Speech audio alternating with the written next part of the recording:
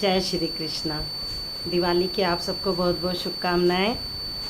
बस पूजा होने जाएगी अब थोड़ी देर में ही हमारे घर में भी, तो मैंने सोचा जब तक ये लोग रेडी हो रहे हैं तो मैं अपनी एक वीडियो छोटी सी आपके लिए बना लेती हूँ।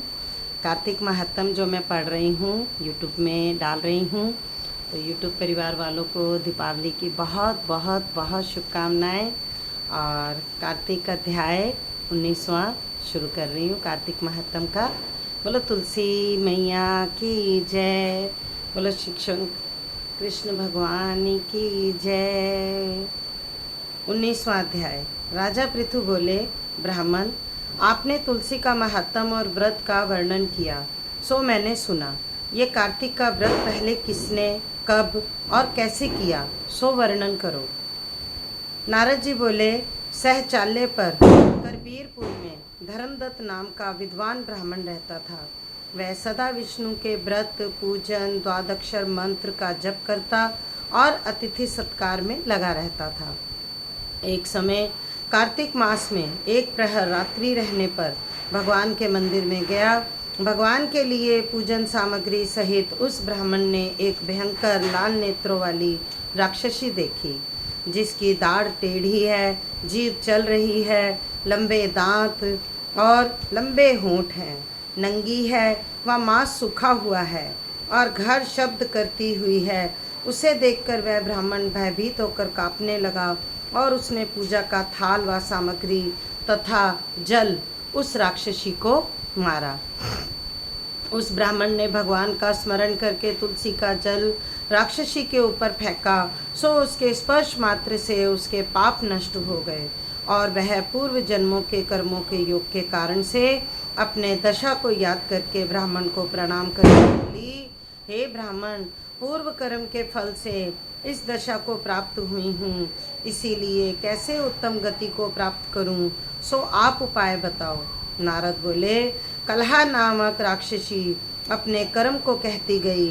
तब अति विस्मय हो धर्मदत्त ब्राह्मण बोला, हे कलहा, पूर्व जन्म में किस कर्म से यह तेरी दशा भई है, कैसा तेरा चरित्र था, यह मुझसे कह।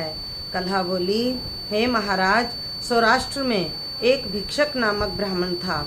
उसकी स्त्री कलहा नामक अति निष्ठुर भाव वाली मैं थी। मैंने कभी अपने स्वामी की सेवा नहीं की और ना मीठे वचन बोली।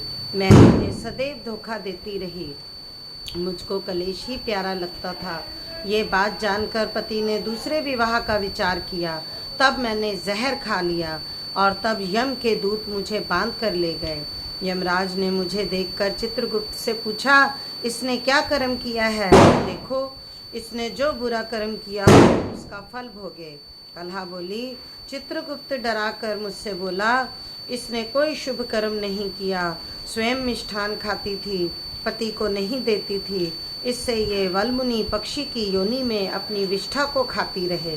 ये अपने पति से द्वेष करती थी, इससे ये विष्ठा खाने वाली शूकर योनि को प्राप्त करे। इसने अपने पति के ऊपर विष खाकर आत्मघात किया है, इसीलिए अपने बच्चों को खाने वाली बिल्ली यह अति नीच प्रेत योनि में रहे और अपने दूतों के द्वारा इसको मेरु देश में भेज दो।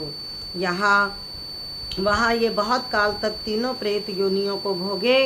कलहा बोली, तब से मैं 500 वर्ष तक प्रेत योनि में अपने कर्मों से दुखी, नित्य भूख से व्याकुल, प्यास से दुखी रहती हूँ।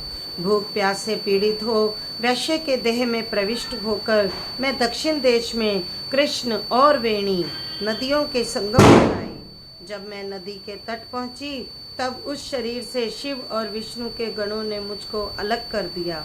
फिर भूख प्यास से व्याकुल मैंने तुमको देखा।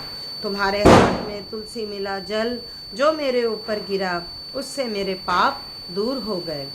हे ब्राह्मण, ऐसे कृपा करो जिससे आने वाली 3 प्रेत योनियों से मुक्त हो जाऊं और मोक्ष को पाऊं। ब्राह्मण इस प्रकार कलहा के वचन सुनकर कर्मों के फल से प्राप्त घृणा युक्त दशा को विचार कर बहुत देर बाद यह वचन बोला।